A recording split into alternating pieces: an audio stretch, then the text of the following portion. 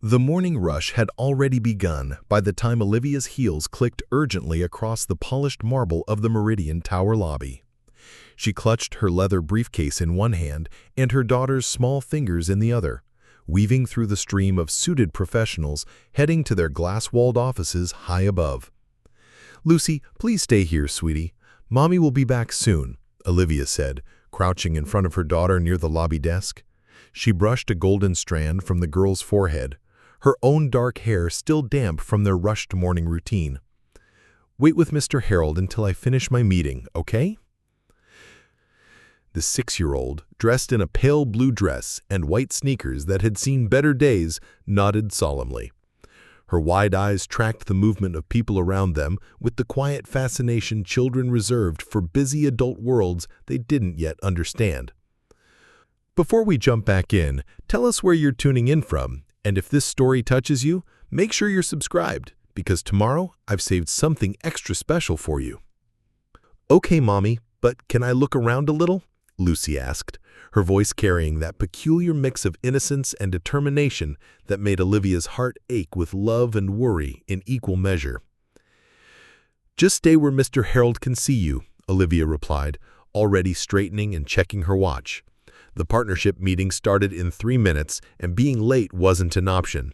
Not when she was still the only woman in the room fighting for recognition that came so easily to her male colleagues. Harold, the elderly security guard whose kind eyes had watched over the building's comings and goings for nearly 2 decades, smiled gently at Lucy from behind his mahogany desk. "You can look around a bit, kiddo. Just stay nearby." Olivia's heels clicked away in their familiar rhythm of urgency, leaving behind the faint scent of her vanilla perfume and the weight of another morning spent juggling motherhood and ambition. Lucy wandered toward the sunlit hallway that stretched toward the building's east wing. Golden rays spilled through the tall windows, casting rectangles of light across the freshly polished floor that gleamed like a mirror. The building was already humming with the quiet efficiency of a weekday morning. Phones ringing softly in distant offices, the gentle whoosh of elevator doors, the muffled conversations of people who moved through their routines with practiced purpose. At the far end of the hallway, a figure was working.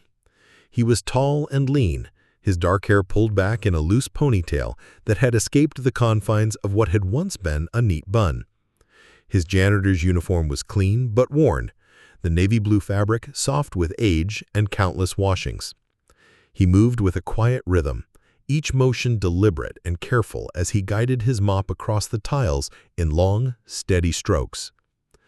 Lucy paused, watching. There was something different about the way he worked. Not rushed or distracted like everyone else in the building seemed to be, but calm, almost meditative. She watched him help a woman who had dropped her papers, collecting them quickly from the floor and handing them back with a quiet nod and the ghost of a smile. Moments later, he assisted an elderly cleaning lady who was struggling with a heavy trash bin, lifting it for her without a word, his strong hands making the task look effortless. He hadn't spoken during either interaction, Lucy noticed, but everything he did felt kind, gentle in a way that made something warm unfurl in her chest. Lucy's heart began to beat faster as she watched him. There was something familiar about his quiet strength, something that connected to the countless bedtime stories she had whispered to herself about the father she'd never known. In her imagination, he was a man who made pancakes on Saturday mornings, who never raised his voice, who listened to every word she said as if it were the most important thing in the world. She had never met her real father. He had left before she could form memories of him, and her mother never spoke of him. So Lucy had created her own version, someone better, a quiet hero who made her mom laugh and called her sunshine. And now, watching this janitor work with such careful kindness, something clicked into place in her 6-year-old heart. She stepped closer, her white sneakers silent on the polished floor. The man hadn't noticed her yet. He dipped his mop again, dragged it gently across the tiles, lost in the rhythm of his work. "Are you my new daddy?" The words left Lucy's lips as naturally as a whisper, but they landed in the quiet hallway like a stone dropped into still water. Marcus froze. The mop stopped mid-stroke. Slowly, as if moving through thick honey, he turned toward the small voice. Lucy stood a few feet away, her golden hair catching the morning light streaming through the windows. Her eyes, wide, curious, full of impossible hope, met his in the sudden silence that had fallen between them like a curtain. "I asked," she repeated, her voice softer now, more tentative. "Are you my new daddy?" Marcus looked at her, really looked at her, and something deep inside his chest cracked open like ice in spring. He didn't smile. He couldn't speak, not been able to for 3 years, not since the fire that had taken everything from him. Inside him, memories stirred like awakening ghosts. A flash of another little girl's laugh. A voice calling, "Daddy, look!" from across a playground. The scent of his wife's shampoo on his pillow. Wounds he had carefully wrapped in silence began to bleed again. He opened his mouth slightly, but no words came. They never did anymore. So instead, he knelt slowly to Lucy's level, his knees creaking against the floor. He didn't nod, didn't shake his head. He just looked at her with eyes that held years of grief, and perhaps the faintest glimmer of something he'd thought was dead. Lucy stared back, unafraid, and then, for no clear reason she could name, she smiled. Not because he had answered her question, but because he had listened, really listened, in a way that adults rarely did. Before anything else could be said, a voice called out from down the hall, "Lucy, come back here, young lady." It was Harold waving from his desk, his voice carrying gentle authority. Lucy turned toward the security guard, then looked back at Marcus with the solemnity of someone concluding a very important conversation. "I have to go now," she said, as if they had been discussing something far more complex than her innocent question. She gave Marcus one last look, not disappointed, but somehow satisfied, then ran back down the hall, her small feet tapping a cheerful rhythm on the marble. Marcus stayed kneeling for a long moment after she disappeared around the corner. The mop had slipped from his numb fingers and lay beside him on the floor. His hands were shaking.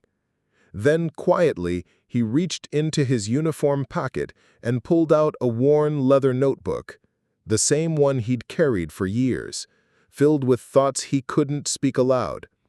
Flipping it open to a clean page, he wrote carefully in the neat handwriting that had once filled chalkboards with lessons for eager students. "I don't know if I'm your new daddy, but I hope your mommy smiles today." He tore out the page, folded it gently, and slipped it into the front pouch of his cleaning cart. Then, without another glance toward the lobby where the little girl had disappeared, he stood and returned to his work, moving his mop across the floor in the same steady rhythm as before. He never suspected that this would be the morning everything began to change. That evening, Olivia's apartment felt smaller than usual, filled with the quiet weight of another long day. The television flickered in the background with a nature documentary neither of them was really watching, something about Arctic foxes adapting to changing seasons. Olivia sat curled on their worn leather couch, her laptop balanced on her knees, scrolling through emails that seemed to multiply even as she deleted them. Lucy lay on the carpet beside the coffee table, her markers scattered around her like fallen petals, working intently on a drawing in her thick sketchbook. She hummed softly as she colored, pausing occasionally to select just the right shade of brown for what looked like a hallway scene. "Mommy," Lucy said, suddenly, not looking up from her drawing. "Yes, honey?" Olivia responded, still half-focused on a budget proposal that made her temples throb. "I met someone today." That got Olivia's attention. She glanced up from her screen, taking in her daughter's concentrated expression as she carefully shaded what appeared to be a tall figure in the corner of her drawing. "Did you? Who was it?" "A man. A janitor. He was really quiet, but he was nice. Nice how? He helped people, Lucy explained, her voice taking on the earnest tone she used when something was important to her. I saw him pick up papers for a lady who dropped them, and he helped an old cleaning lady with a heavy trash can. He didn't say anything, but everything he did was kind. Olivia closed her laptop slightly, giving her daughter more attention. Lucy, you know you're not supposed to talk to strangers. He's not scary, Lucy replied with the absolute confidence of a 6-year-old who had made up her mind about something. He looked like a daddy. Like your daddy? The question slipped out before Olivia could stop it. Lucy nodded, her crayon pausing mid-stroke. When she spoke again, her voice was quieter, more thoughtful. Like the daddy in my drawings. Not my real one, the one I wish we had. The words hit Olivia like a physical blow. She set her laptop aside completely and reached out to tuck a strand of Lucy's blonde hair behind her ear. Sweetie, you know we're okay as we are, right? Just the two of us. I know, Lucy whispered, not meeting her mother's eyes. But sometimes I think you'd smile more if there was someone nice around, someone who helped with things and made you laugh. Olivia felt her chest tighten. Her daughter's perceptiveness never failed to surprise and worry her in equal measure. It's getting late, honey. Time for bed. But as they went through their nighttime routine, teeth brushed, story read, prayers whispered, Olivia couldn't shake the image of her daughter drawing a janitor with careful attention, or the wistful way she'd spoken about having someone who might make their small family feel less incomplete. The next morning brought the familiar rush of getting ready, but Lucy seemed unusually eager to reach the office building. She practically bounced on her toes in the elevator, and the moment Harold smiled at them from his desk, she was ready to explore. Same rules as yesterday, Olivia reminded her, already checking her phone for the day's first crisis. Stay where Mr. Harold can see you. Lucy nodded solemnly, but the moment her mother disappeared into the elevator banks, she made her way purposefully toward the East Wing hallway. Her heart hammered with anticipation and something that felt almost like hope. The hallway was quiet this early morning, bathed in the same golden morning light as yesterday. And there, at the far end, was the janitor, Marcus, though she didn't know his name yet. He was wiping down the windows with slow, methodical movements, his reflection ghost-like in the glass. Lucy approached more boldly today, her white sneakers making soft squeaking sounds on the polished floor. This time, Marcus heard her coming. He turned, and when their eyes met, something passed between them, a recognition, perhaps, or simply the acknowledgement of their shared moment from yesterday. Lucy smiled up at him, and though Marcus didn't smile back, his eyes softened in a way that made her feel warm and safe. She watched him work for a few minutes, noting how he moved with the same gentle care she'd observed before. When he finished with the windows, he began organizing his cleaning supplies on his cart with quiet precision. That's when Lucy noticed the small piece of paper tucked in the front pouch, folded neatly as if it had been placed there with purpose.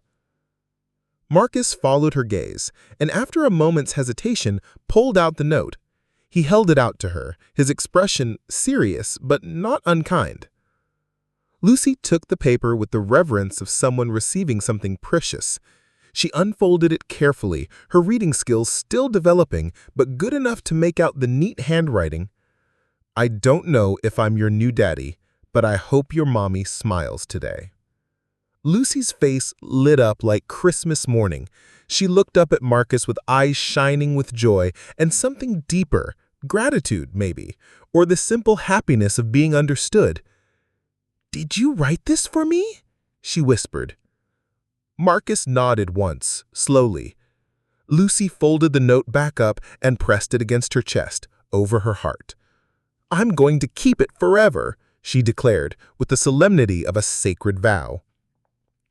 Before Marcus could react, not that he would have known what to do if he could speak, Lucy heard Harold calling her name from the lobby. She looked toward the sound, then back at Marcus. "I have to go, but I'll come back tomorrow, okay?" She didn't wait for a response, instead tucking the precious note into the pocket of her dress and skipping back toward the lobby, her whole being radiating a happiness that seemed to light up the hallway behind her. Marcus watched her go, his hand still holding the window cleaner but forgotten in his grip. For the first time in 3 years, he felt something other than the hollow ache that had taken up residence in his chest. It wasn't healing, not yet, but it was the faintest possibility that healing might someday be possible. That evening, as Olivia worked on her laptop and Lucy colored, the little girl seemed to glow with secret joy. She hummed more than usual, smiled at nothing, and when Olivia asked about her day, she simply said it had been really, really good. Olivia noticed, but didn't pry, chalking it up to the resilience of childhood and the simple pleasure Lucy took in small adventures. She had no way of knowing that folded carefully in her dress pocket was a note that would change everything, or that at that very moment, Lucy was planning exactly what she would write back. 2 days later, Lucy sat at their small kitchen table after dinner, her tongue poking out in concentration as she worked on what might have been the most important letter of her 6-year-old life. The apartment was quiet, except for the gentle hum of the dishwasher and the distant sounds of traffic from the street below.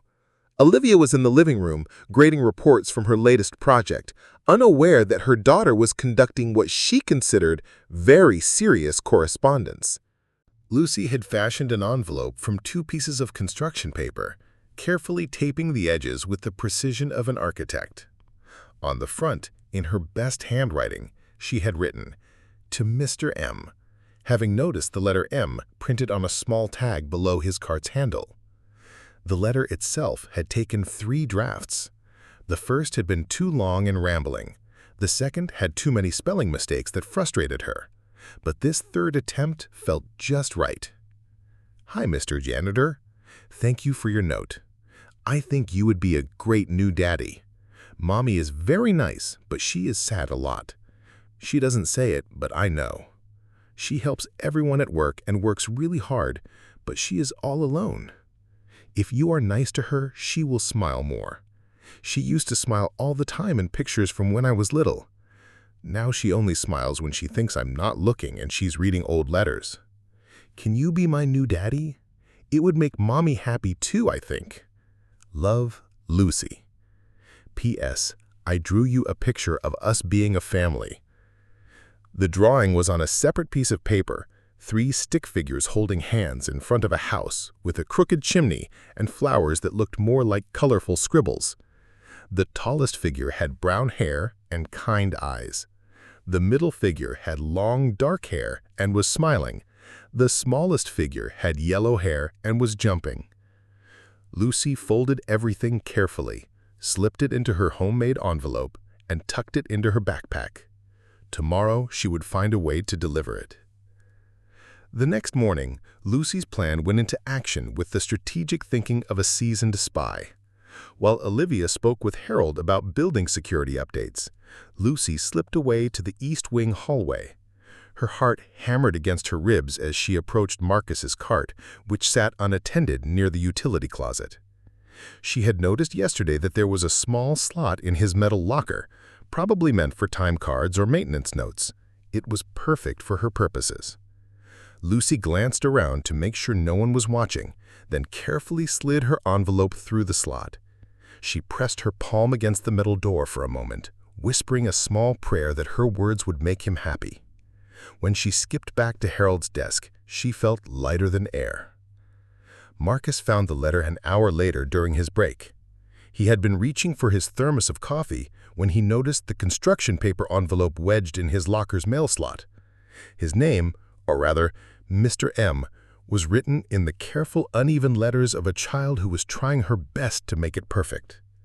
He sat on the metal bench in the employee break room, a dingy space with fluorescent lights and a coffee maker that had seen better decades, and carefully opened Lucy's letter. As he read her words, something shifted in his chest. Not the sharp pain of remembered loss, but something warmer, more complicated. She used to smile all the time in pictures from when I was little. Those words hit him hardest. He thought of his own wife, Sarah, and how her smile had been the first thing he'd fallen in love with.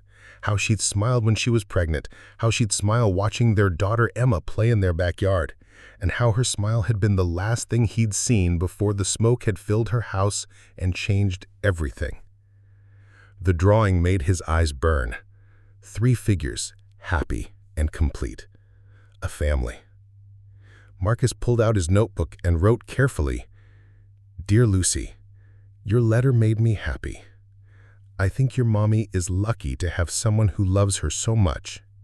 You are very smart and very kind. I would like to meet your mommy someday, but these things take time. Adults are more scared than children sometimes. We worry about getting hurt. Keep taking care of your mommy. Keep being sunshine for her. Maybe write to me again. Your friend, Marcus. P.S. I drew you a picture of us being a family." He folded the note and walked back to his locker, slipping it through the same slot where Lucy had left hers. And so began their secret correspondence. Over the following weeks, letters flew back and forth between them like small birds carrying hope.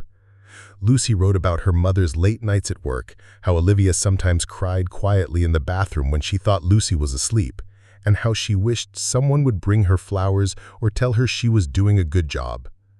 Marcus wrote back with encouragement, telling Lucy she was the bravest person he knew, sharing small observations about kindness he'd noticed around the building, offering gentle advice on how to help her mother smile. Dear Lucy, one of his letters read, sometimes the best way to help someone is just to sit with them. Maybe tonight you could ask your mommy to watch a movie with you. Not a kid movie, something she would like. Make popcorn. Tell her she's a good mommy. Lucy followed his advice religiously. She started small, bringing Olivia coffee in her favorite mug, asking about her day at work and really listening to the answers, leaving little drawings on her mother's pillow with notes like, "You are the best mom in the world." Olivia began to notice the changes. Lucy seemed more attentive, more affectionate, but also more mature somehow, as if she had found a source of wisdom that hadn't been there before. When Olivia asked about it, Lucy would just smile and say she was trying to be more helpful. Dear Marcus, Lucy wrote in her latest letter, Mommy smiled for a whole hour yesterday. We made cookies together and she didn't check her phone once. She told me I was her favorite person in the whole world. I think she meant it. Thank you for helping me help her. I think you really would be the best daddy. When can I introduce you? Marcus read this letter 3 times, his hands trembling slightly. The hope in Lucy's words was both beautiful and terrifying. He had been content, or at least resigned, to their paper relationship, to being a distant source of comfort. But Lucy wanted more. She wanted him to step into the light, to risk being seen and known and potentially rejected. That evening, as he sat in his small studio apartment eating a solitary dinner, Marcus looked at Lucy's drawing of their stick-figure family, now taped to his refrigerator. For the first time in 3 years, he allowed himself to wonder what it might be like to belong somewhere again. But fear was a powerful thing, and hope was still new and fragile. In his next letter, he wrote, Dear Lucy, I'm glad your mommy smiled. You are good medicine for her. But meeting her, that's complicated. Sometimes adults need more time to trust. Let's keep writing for now. Let's keep being friends this way.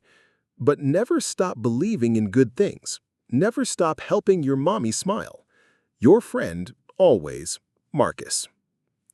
Lucy read his letter with the disappointment of someone who had been hoping for a different answer. But she also read something else between the lines. Not a no, but a not yet. And Lucy was nothing if not patient when it came to important things. She folded the letter carefully and added it to the growing collection she kept in a shoebox under her bed. Someday, she promised herself, she would find a way to bring her two favorite people together.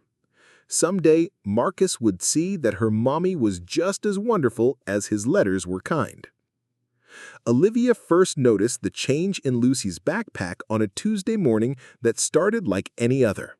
She was helping her daughter gather her art supplies when a piece of folded paper slipped from the side pocket. Not the usual school newsletter or permission slip, but something different. The paper was cream-colored, substantial, and folded with the kind of careful precision that spoke of adult hands. "What's this, sweetheart?" Olivia asked, unfolding the note before Lucy protested. The handwriting was neat, almost calligraphic, written in blue ink with the careful strokes of someone who took time with words. "Dear Lucy, even on gray days, you are light. Remember that your kindness is a gift to everyone around you, especially your mother. She is lucky to have such a thoughtful daughter. Keep sharing your sunshine with the world. Your friend, Marcus." Olivia read the note twice, her protective instincts firing like warning bells. The words were innocent enough, kind even, but the intimacy of the tone, the fact that this stranger knew her daughter's name, that he was writing to her regularly enough to sign as your friend, sent ice through her veins. "Lucy," she said, her voice carefully controlled, "who is Marcus?" Lucy's face flushed pink, the guilty expression of someone caught in a secret they weren't sure was wrong. "He's the nice janitor I told you about, the one who helps people." "And how long have you been talking to him?" "We write letters. He's really nice, Mommy. He never says anything bad. He just wants you to be happy." The words hit Olivia like a slap.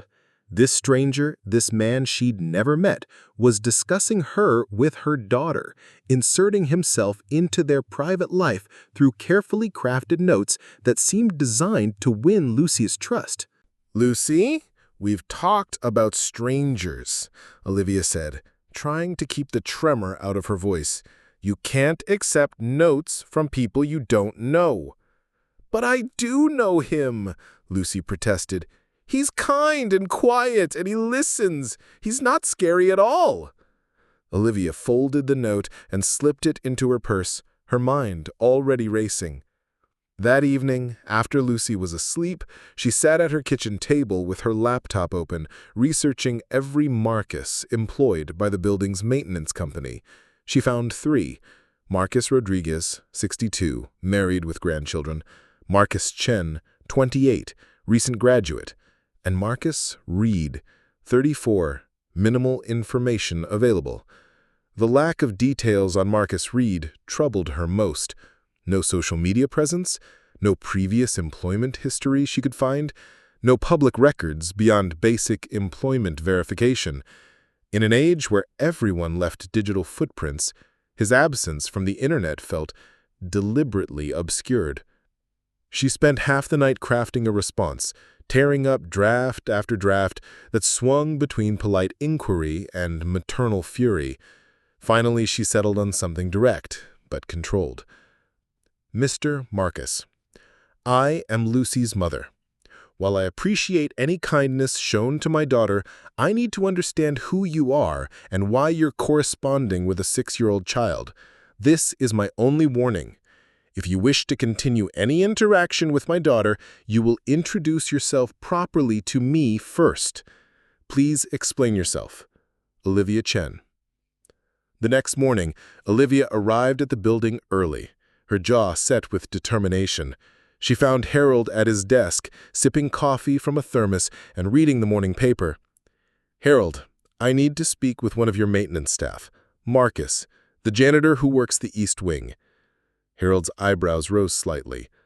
"Marcus Reed? He's a good man, Mrs. Chen. Quiet, but reliable. Been here about 2 years now." "I need you to give him this," Olivia said, handing Harold a sealed envelope. "It's important." Harold took the envelope without question, though his expression suggested he was filing away this interaction for future consideration. Marcus found the letter in his locker during his lunch break. He read it 3 times, each pass making his chest tighten further. He understood Olivia's alarm.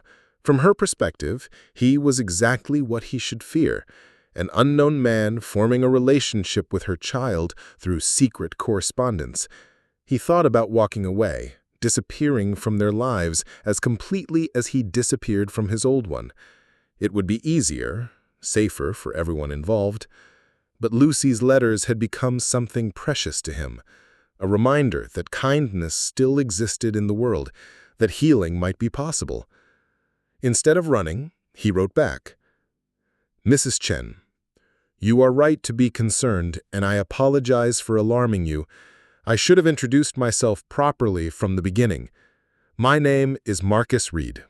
I am 34 years old, and I work as a maintenance technician for this building. I have no criminal record, no history of improper conduct, and no intention of causing harm to you or your daughter. Lucy approached me several weeks ago in the hallway. She asked me a question that surprised me, and I responded with a small note. What began as a single act of kindness grew into a correspondence that has brought unexpected light to my days. I understand if you prefer I stop writing to Lucy. I would never do anything to make either of you uncomfortable, but I want you to know that your daughter is remarkable, kind, thoughtful, and wise beyond her years. She speaks of you with such love and admiration. She worries that you work too hard and don't smile enough. Her greatest wish is for your happiness. I lost my own family 3 years ago in a house fire. Since then, I have spoken to very few people, shared my thoughts with none. Your daughter's letters reminded me that connection is possible, that care can exist without expectation or demand. I understand your suspicion. In your position, I would feel the same. But please know that my intentions are purely to offer friendship to a lonely child and perhaps, in small ways, to help her help you find moments of joy. If you wish to meet, I am available. If you prefer I disappear, I will respect that choice. With sincere respect, Marcus Reed. P.S. I have enclosed copies of every letter I have written to Lucy so you can see for yourself the nature of our correspondence." The envelope was thick with photocopied pages, every note he'd sent, every gentle encouragement, every careful word designed to help a little girl bring more happiness to her mother's life. Olivia read through them that evening, her laptop forgotten beside her. What she found wasn't predatory manipulation, but something far more complex. Genuine care, gentle wisdom, and a grief so profound it bled through every carefully chosen word. The man who had written these letters wasn't trying to win her daughter's trust for his own purposes. He was trying to heal them both, one small kindness at a time. She speaks of you with such love and admiration. She worries that you work too hard and don't smile enough. The words stung because they were true. Lucy did worry about her. Her 6-year-old daughter was trying to take care of her, and somehow this stranger, this Marcus, was helping her do it. Olivia folded the letters carefully and sat in her kitchen for a long time, staring at the phone number Marcus had included at the bottom of his note. Tomorrow, she decided, she would call. Not to demand he stay away, but to understand who this man was who had reached across silence to offer comfort to her child. For the first time since finding that first note, Olivia felt her protective anger softening into something more complicated. Curiosity, perhaps, or the tentative possibility that Marcus Reed might not be the threat she'd feared, but something else entirely. The call came on a Thursday evening when Olivia was already running late for Lucy's parent-teacher conference. Her phone buzzed as she was gathering her keys and purse, Harold's name flashing on the screen. "Mrs. Chen, sorry to bother you, but that janitor friend of yours, Marcus, he left his notebook in the lobby earlier. Found it by the coffee stand. Figured you might want to get it to him since you two have been corresponding." Olivia paused, her hand on the apartment door. Harold's tone was carefully neutral, but she caught the underlying message. People had noticed her inquiries about Marcus. In a building full of busy professionals, Small interactions became gossip quickly. "I'll pick it up tomorrow morning," she said. "Actually, I'm headed home now. Could swing by your place if you want. It's on my way." Man seems the type to worry about losing his things. 20 minutes later, Harold stood in her doorway holding a worn leather journal that looked like it had traveled through several lifetimes. The cover was soft with age, the edges frayed, and the leather had deepened to a rich brown that spoke of constant handling. "This seems important to him," Harold said. "Carries it everywhere. Thought you might want to make sure he gets it back." After Harold left, Olivia sat at her kitchen table with the notebook in front of her, fighting an internal war between curiosity and respect for privacy. The journal felt substantial in her hands, heavy with pages of thoughts she had no right to read. Lucy was at her grandmother's for the night, a sleepover that had been planned for weeks, leaving Olivia alone with her conscience and Marcus's most private possession. She almost put it away unopened. Almost. But something about the weight of it in her hands, the sense that understanding Marcus better might help her understand the man who had been writing to her daughter, made her careful resolve crumble. The first page was dated 3 years ago, the handwriting shakier than the careful script she'd seen in his letters to Lucy. Day 1 after. The world is gray. Everything smells like smoke. I cannot speak. The doctors say it will come back, but I don't want it to. What is there to say? Olivia's breath caught. She flipped ahead, finding entries scattered across months. Day 47. Saw a father pushing his daughter on a swing today. Had to sit down. Emma loved swings. Higher, Daddy, higher. Always higher. Day 156. Started work at the Meridian building. Quiet job, anonymous. Perfect for a ghost.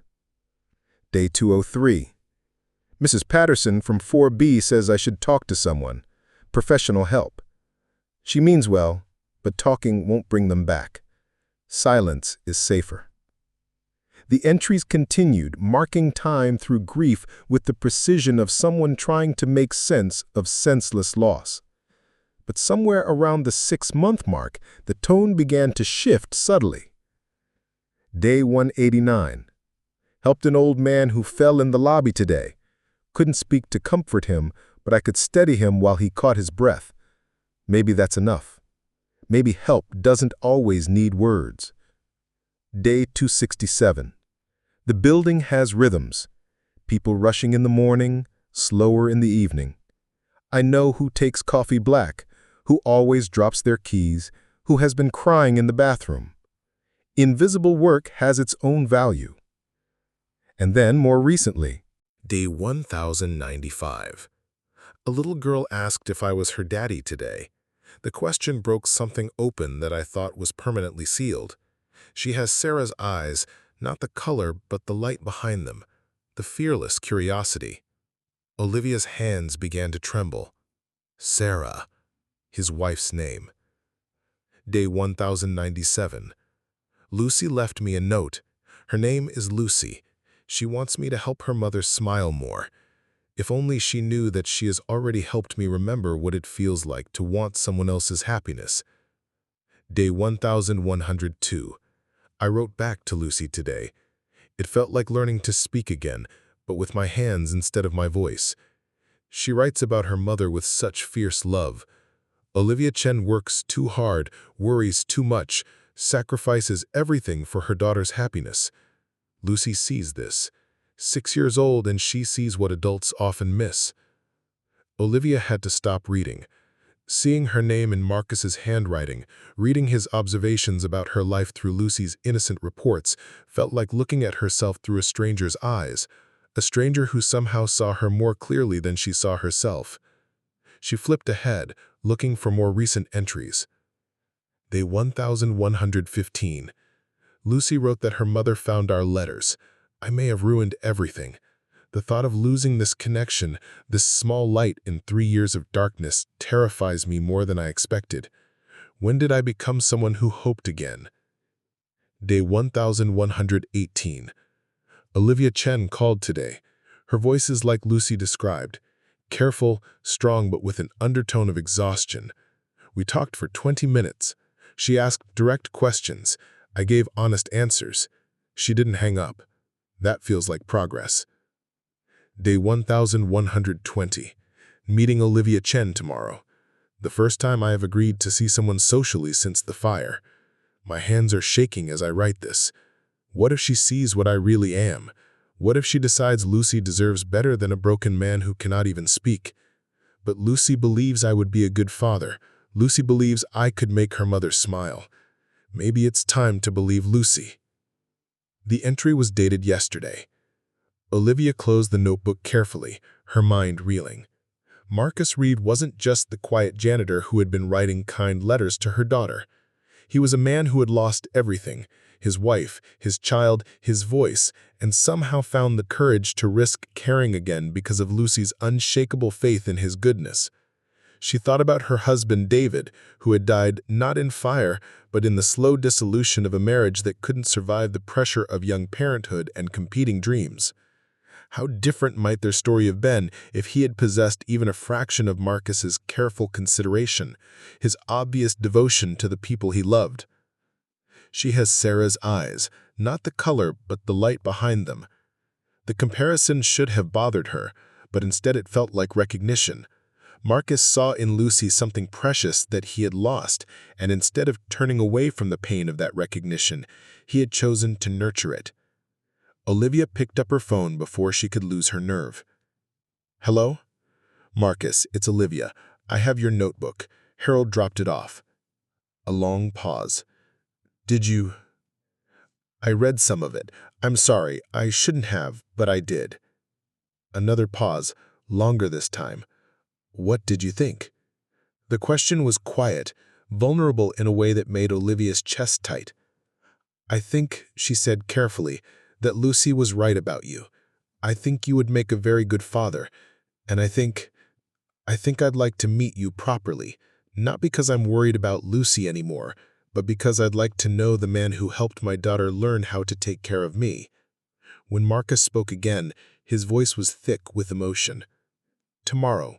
Coffee?" "Tomorrow," Olivia agreed. "And Marcus, bring the notebook. I'd like to hear about Sarah and Emma, if you're willing to tell me." The silence that followed wasn't empty, but full, with possibility, with the tentative beginning of something that might, with time and care, grow into exactly what Lucy had been hoping for all along. The memo arrived on Marcus's desk at 8:47 a.m. on a Tuesday, delivered by a stern-faced woman from Human Resources who barely made eye contact as she handed him the official envelope.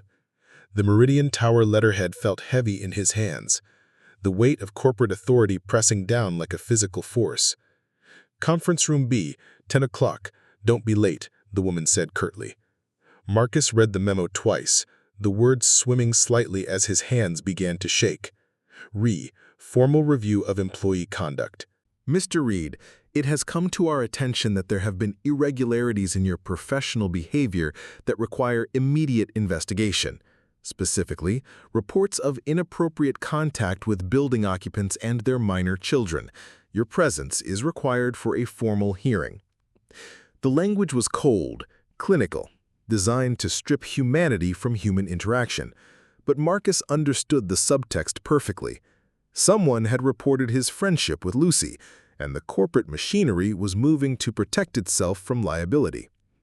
At exactly 10 o'clock, Marcus sat across from a panel of 3 people he'd never seen before. A middle-aged man in an expensive suit who introduced himself as legal counsel Morrison, the HR director, whose nameplate read Sarah Winters, and a younger woman taking notes who never gave her name. "Mr. Reed, we've received concerning reports about your interactions with a 6-year-old child in this building. Can you explain the nature of your relationship with Lucy Chen?" Marcus opened his mouth, then closed it again. The words that had come so easily in his letters to Lucy, the careful explanations he'd written to Olivia, seemed to evaporate in the face of this corporate inquisition. He pulled out his notebook and wrote, "We are friends. I have never done anything inappropriate." Sarah Winters leaned forward, her expression somewhere between sympathy and suspicion. "Mr. Reed, we understand you have difficulties with verbal communication. However, an adult man corresponding with a child through secret communications raises serious concerns. Can you explain why you never informed the child's mother of this relationship initially?" Marcus wrote, "I should have. I was wrong not to introduce myself properly, but there was nothing improper in my letters. I have copies." "We've seen the copies," Morrison said dismissively. "The content isn't the issue. The pattern of behavior is secret communications with a minor, failure to involve the parent, deliberate cultivation of a relationship with a vulnerable child. These are textbook grooming behaviors regardless of intent." The word grooming hit Marcus like a physical blow. He felt the color drained from his face, his hands trembling as he tried to write a response that could somehow defend against such an accusation. "I lost my own daughter. I would never hurt a child. Never." "Personal trauma doesn't excuse inappropriate professional conduct," Morrison continued relentlessly. "We have a responsibility to protect both our employees and the people who use this building. The safest course is immediate termination." Before Marcus could respond, the conference room door opened. Olivia Chen walked in, her professional demeanor intact, but her eyes blazing with barely controlled fury. "I'm sorry I'm late. I assume you're discussing Marcus Reed's employment status." Morrison looked annoyed at the interruption. "Mrs. Chen, this is a private personnel matter. I'm not sure why you think—" "I think I have every right to be here, since my daughter is apparently the victim in whatever narrative you're constructing. And I think you should know that if you terminate Marcus Reed based on his relationship with Lucy, you'll be firing the best employee this building has." Sarah Winters frowned. "Mrs. Chen, surely you understand our concerns. An adult man secretly corresponding with your 6-year-old daughter. An adult man who has shown my daughter more genuine kindness than she's ever received from anyone outside our family. A man who encouraged her to be more thoughtful, more caring, more aware of others' needs. A man who helped her learn how to help me be a better mother." She pulled out her phone and began reading from her notes. "In the 6 weeks since Marcus and Lucy began their friendship, her grades have improved, her behavior at school has become more cooperative, and her emotional maturity has grown remarkably. She's learned to cook simple meals to help me after long days, started asking thoughtful questions about my work, and begun expressing gratitude for things she used to take for granted." Morrison looked uncomfortable. "Mrs. Chen, while we appreciate your perspective, the liability issues—" "What liability issues?" Her voice rose slightly. "He's never been alone with her. He's never touched her. He's never said anything inappropriate. Every interaction has been in public spaces. Every letter has been copied to me. You're manufacturing a problem that doesn't exist." Harold appeared in the doorway, his security uniform pressed and his expression serious. "Excuse me, but I think I should be part of this conversation." Morrison sighed. "Mr. Harold, this really isn't— I've been watching this building for 18 years. I've seen every kind of person come through these doors. I've watched Marcus Reed work here for 2 years, and I've never seen him do anything but help people. He assists elderly visitors with heavy bags. He helps people who drop things. He returns lost items to the front desk. He's never once acted inappropriately toward anyone." Harold looked directly at Morrison. "You want to fire a good man because a lonely little girl found someone who listens to her? Because a grieving father found a way to help a child learn kindness? That says more about this company than it does about Marcus Reed." The room fell silent, except for the soft scratching of the note-taker's pen. Marcus sat quietly, overwhelmed by the defense these people were mounting on his behalf. Finally, Sarah Winters spoke. "Mr. Reed, can you guarantee that your relationship with Lucy Chen will remain appropriate and transparent going forward?" Marcus nodded and wrote, "Yes, I will do whatever is necessary to ensure everyone's comfort and safety." Olivia leaned forward, "And I will guarantee that any interaction between Marcus and my daughter will be with my full knowledge and approval. I trust him completely." Morrison consulted his folder one more time. clearly weighing corporate liability against the testimony he'd just heard. "Very well. Mr. Reed, you'll receive a formal reprimand in your file, and any future contact with building occupants outside your job duties must be pre-approved by management. Consider this your final warning." It wasn't vindication, but it wasn't termination either. Marcus nodded his agreement, relief flooding through him like warm water. As the meeting dispersed, Olivia caught up with Marcus in the hallway. "Are you okay?" she asked quietly. Marcus pulled out his notebook. "Thank you. You didn't have to defend me." "Yes, I did," Olivia said firmly. "Lucy was right about you. And sometimes being right means standing up to people who can't see past their own fear." She paused, then added with a small smile, "Besides, Lucy would never forgive me if I let them fire her favorite person." Marcus wrote, "Coffee tomorrow? I owe you a proper thank you." "Coffee tomorrow," Olivia agreed. "And Marcus, next time someone questions your character, they'll have to go through both Lucy and me." As she walked away, Marcus felt something he hadn't experienced in 3 years, the profound comfort of knowing that someone was willing to fight for him. For the first time since the fire, he wasn't facing the world alone. The morning started like any other, but by 10:30 a.m., Olivia's carefully ordered world had tilted into something resembling panic. She stood in the Meridian Tower lobby, her phone pressed to her ear as she spoke with increasing urgency to building security. "What do you mean you can't find her?" she demanded, her professional composure cracking like ice under pressure. "She was right here with Harold 20 minutes ago." Harold stood beside her, his usual calm replaced by visible worry as he radioed the other security guards stationed throughout the building's 43 floors. "Lucy was drawing at my desk," he explained to Olivia for the 3rd time, as if repetition might change the facts. "I had to help Mrs. Patterson in the wheelchair in the elevator. When I came back, her crowns were still there, but she was gone." Olivia's chest tightened with every minute passing. Lucy was responsible for a 6-year-old, but she wasn't the type to wander far or ignore rules without reason. Something was wrong. "I've checked the East Wing hallway," Harold reported after his latest radio call. "Marcus hasn't seen her either. We've got guards checking every floor, every bathroom, every public space." At the mention of Marcus, a thought struck Olivia. Where is he now? "Cleaning crews working the storage areas today, sub-basement level, mostly unused space down there." Olivia felt ice in her veins. "Take me down there now."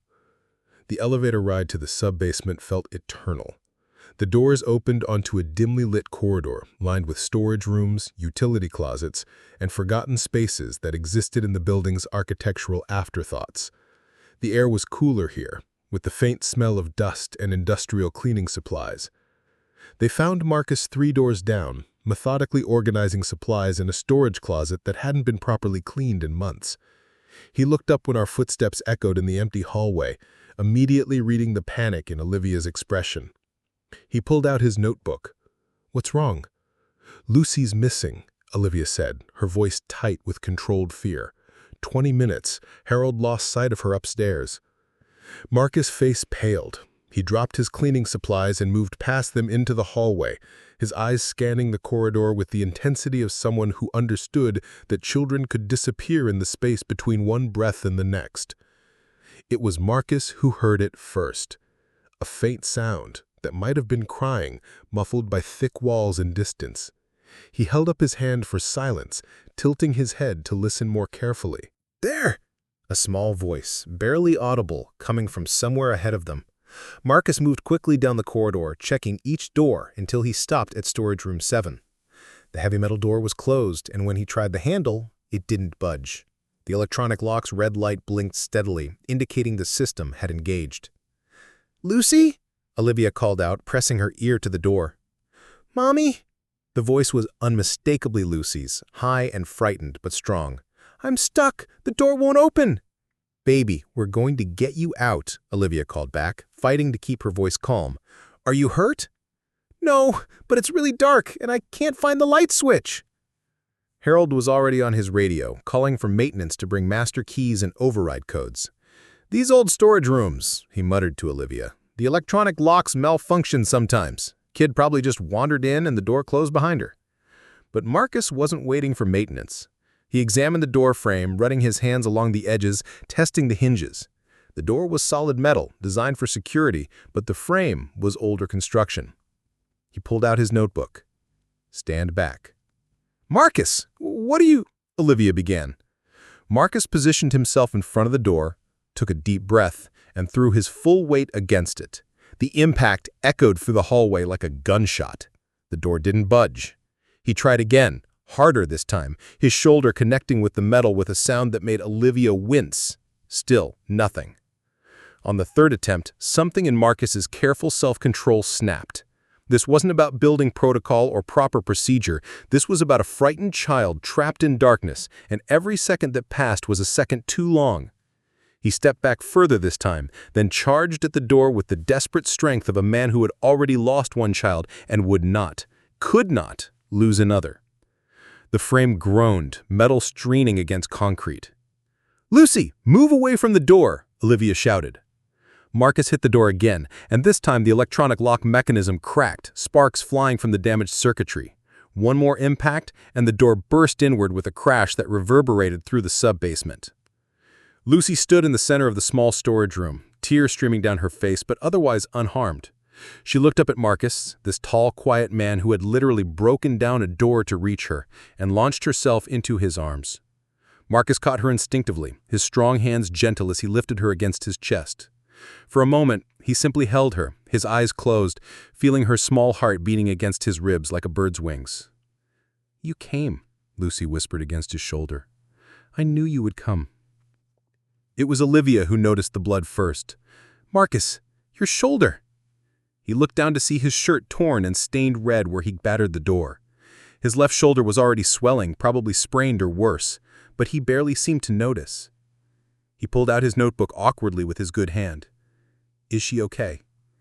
"She's perfect," Olivia said, taking Lucy from his arms and holding her close. "Thanks to you." Harold shook his head in amazement as he surveyed the damaged door. 20 years I've been trying to get maintenance to fix these old locks. You just solved that problem permanently."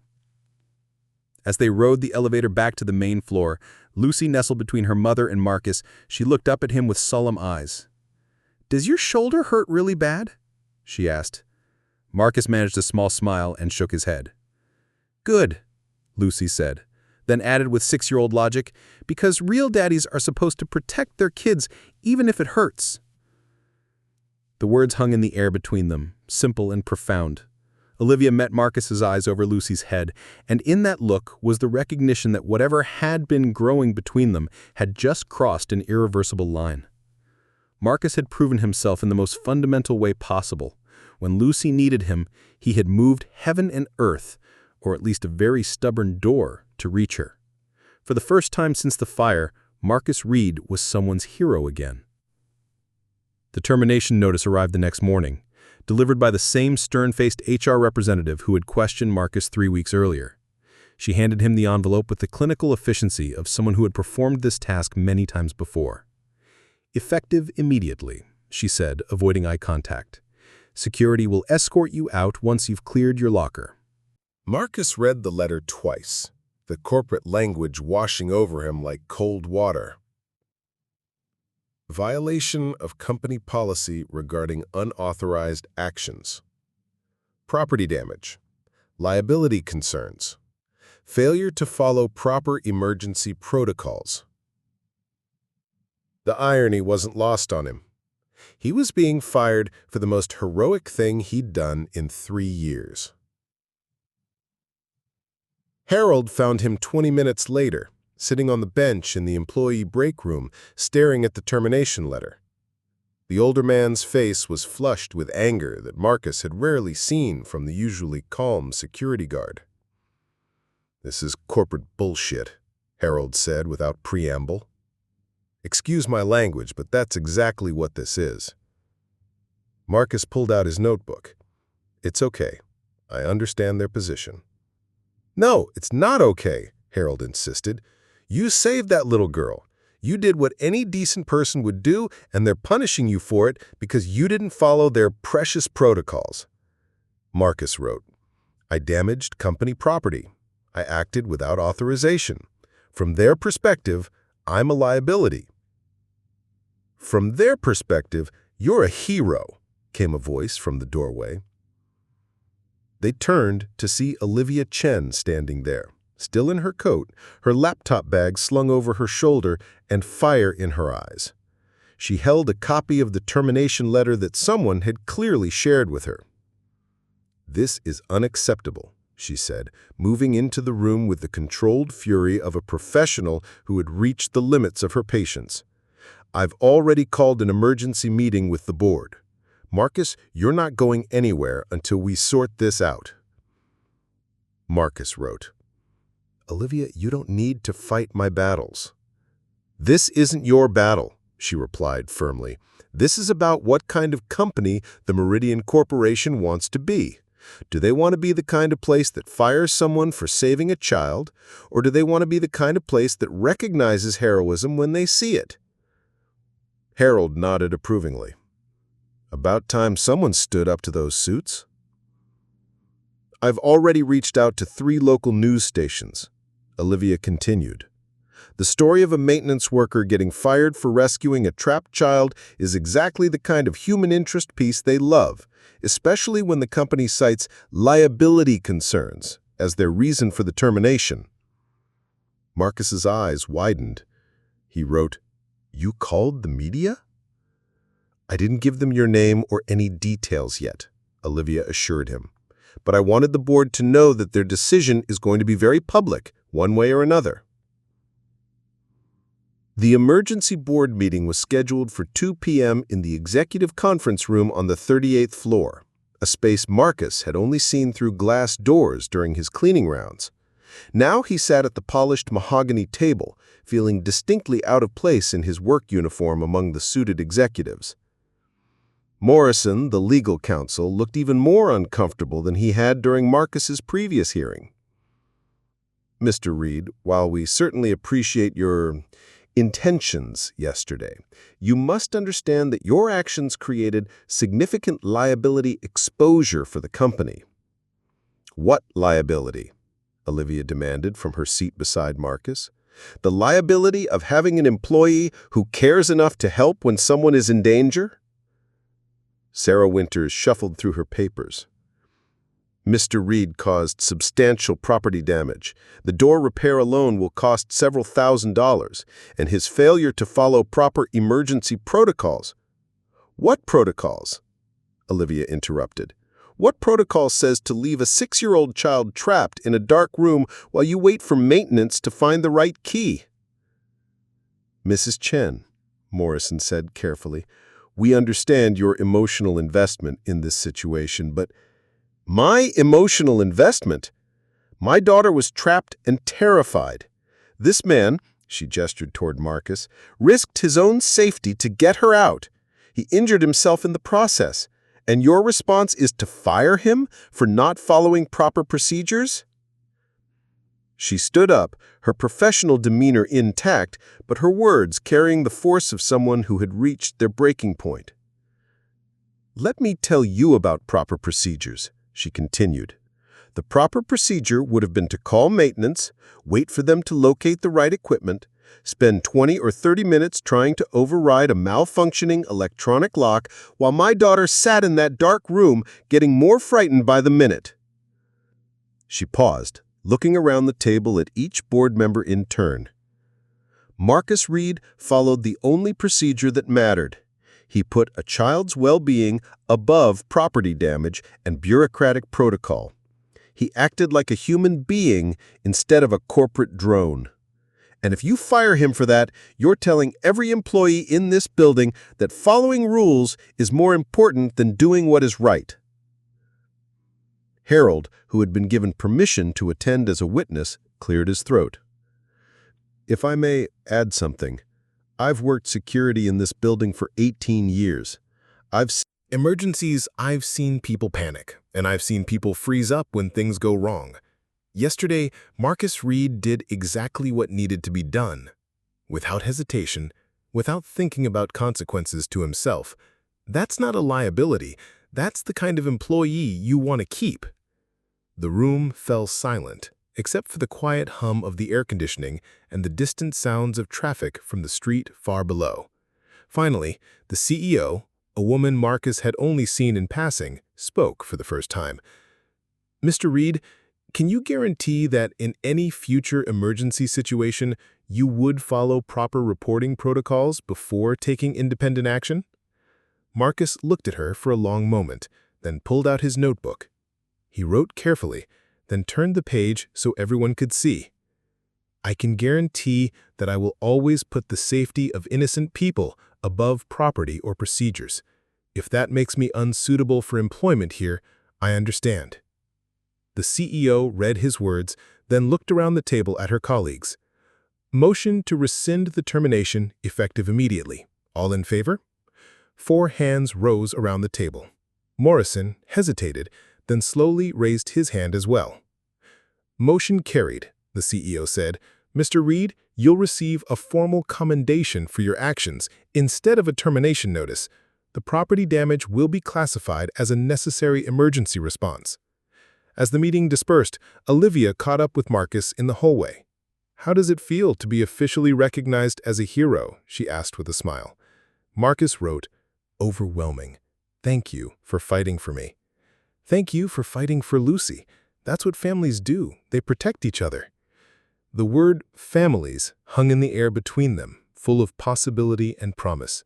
Marcus looked at this remarkable woman who had risked her own professional standing to defend him and felt something he hadn't experienced in 3 years, the sense that he might truly belong somewhere again. The invitation came on a Thursday evening, delivered not through their usual exchange of notes, but through a phone call that made Marcus's hands shake as he answered. "Marcus?" Olivia's voice was warm, but nervous. "I was wondering, would you like to come to dinner this weekend? Nothing fancy, just the 3 of us. Lucy has been asking when she can properly introduce us, and I thought it might be nice." Marcus sat in his small studio apartment, looking around at the sparse furniture and carefully maintained emptiness that had been his life for 3 years. The thought of entering someone else's home, of sitting at a family table, of pretending he belonged in a space full of life and warmth, terrified him more than facing down corporate boards or breaking down locked doors. But Lucy's face appeared in his mind, her absolute faith in his goodness, her unshakable belief that he could make her mother happy. He thought of the drawings she'd made of their stick-figure family, still taped to his refrigerator like a promise. He wrote his response in his notebook, then read it aloud into the phone, his voice rough from disuse, but steady. "I would like that very much." Saturday evening found Marcus standing outside apartment 4B in a residential building that felt worlds away from the corporate sterility of the Meridian Tower. He held a small bouquet of daisies in one hand and a paper bag containing 3 perfect Honeycrisp apples in the other, simple gifts that felt enormous in their significance. Lucy answered the door before he could knock, as if she'd been watching through the peephole for the past hour. "Marcus!" she exclaimed, throwing her arms around his waist in a hug that nearly knocked him off balance. "Marcus, you came! I knew you would come." "Lucy, let him get through the door first," Olivia called from somewhere inside the apartment, but her voice carried laughter rather than reproach. The apartment was small but warm, filled with the comfortable chaos of a life lived fully. Children's artwork covered the refrigerator, books were stacked on every available surface, and the air smelled of garlic and rosemary and something that might have been hope. "I made my famous spaghetti," Olivia said, emerging from the kitchen with a dish towel over her shoulder and a smudge of sauce on her cheek. "And by famous, I mean it's the only thing I can cook that Lucy will actually eat without complaining." Marcus held out the daisies, feeling awkward and overwhelmed by the simple domesticity of the moment. "They're beautiful," Olivia said, accepting the flowers with a smile that made something warm unfurl in Marcus's chest. "Lucy, can you find the blue vase for these?" As Lucy bustled importantly around the kitchen, Marcus pulled out his notebook. "Thank you for inviting me. I wasn't sure I remembered how to be in a family space." "You're doing fine," Olivia assured him quietly. "Just be yourself. That's who we invited." Dinner was a revelation. Lucy chattered constantly, filling any potential silences with stories about school, questions about Marcus's work, and detailed explanations of her latest drawings. Marcus found himself writing responses in his notebook less frequently, instead communicating through nods, smiles, and the kind of attentive listening that Lucy thrived under. "Marcus," Lucy said suddenly, twirling spaghetti around her fork with the concentrated effort of someone mastering a complex skill, "do you know how to fix things?" Marcus nodded. "The bathroom door sticks really bad," Lucy continued, "and the kitchen drawer won't close all the way, and there's a loose thing on my bedroom window that rattles when it's windy." "Lucy," Olivia warned gently, "Marcus is our guest, not our handyman." But Marcus was already pulling out his notebook. "I would be happy to look at those things. I like fixing problems." After dinner, as Olivia cleared the dishes despite Marcus's written offers to help, Lucy led him on a tour of their small apartment. She showed him her bedroom, decorated with a careful collection of stuffed animals and drawings, her bookshelf organized by color rather than subject, and the window with the loose latch that rattled in the evening breeze. Marcus examined the latch with the careful attention of someone who understood that small repairs could mean the difference between comfort and constant annoyance. Using a screwdriver from Olivia's modest toolbox, he tightened the screws and adjusted the mechanism until the window opened and closed smoothly. "You fixed it!" Lucy exclaimed, with the wonder of someone witnessing magic. In the kitchen, Marcus adjusted the drawer slides until the stubborn drawer glided effortlessly. The bathroom door required a more complex repair. The frame had settled over time, causing the door to bind. Marcus carefully planed down the edge where it caught, testing the fit repeatedly until it swung freely. "I can't believe you fixed all of that," Olivia said, watching him work with quiet amazement. "I've been living with those problems for months." Marcus wrote, "Small problems are easier to fix than big ones. These were just waiting for attention." As the evening wound down, Lucy curled up on the couch between Marcus and her mother, a picture book open in her lap. But instead of reading, she looked up at Marcus with serious eyes. "Do you think you could stay for breakfast tomorrow?" she asked with the careful hope of someone who had learned not to expect too much. "I make really good pancakes. Well, Mommy makes them, but I help with the mixing." Marcus looked at Olivia, who nodded encouragingly. "We'd love to have you stay," she said quietly, "if you want to." Marcus thought about his empty apartment, his carefully maintained solitude, the walls he'd built around his heart to keep out both pain and possibility. Then he looked at Lucy's expectant face, at Olivia's gentle smile, at the casual way they had made space for him at their table and in their evening routine. He pulled out his notebook and wrote, "I would like that very much, but I should warn you, I take my pancakes very seriously." Lucy giggled. "We have chocolate chips." As Marcus helped Lucy set up the couch with extra blankets and pillows, Olivia touched his arm gently. "Thank you," she said quietly, "for fixing things, for being here, for making her so happy." Marcus wrote, "Thank you for letting me try to belong somewhere again." That night, as Marcus lay on the couch in the dark apartment, listening to the quiet sounds of Lucy and Olivia getting ready for bed, he felt something he hadn't experienced in 3 years, the sense that he was exactly where he was supposed to be. For the first time since the fire, Marcus Reed was home. 3 months later, Marcus stood in the lobby of the Meridian Tower wearing his maintenance uniform with a difference, a small name tag that read, "Marcus Reed, Senior Maintenance Technician," in crisp white letters. The promotion had come with the CEO's personal recommendation and a salary increase that finally matched his years of quiet excellence. But the real change wasn't in his title or paycheck. It was in the way Lucy ran to him every morning, the way Olivia's face lit up when she saw him, the way Harold nodded approvingly from behind his desk as their makeshift family gathered in the lobby like a daily ritual. "Ready?"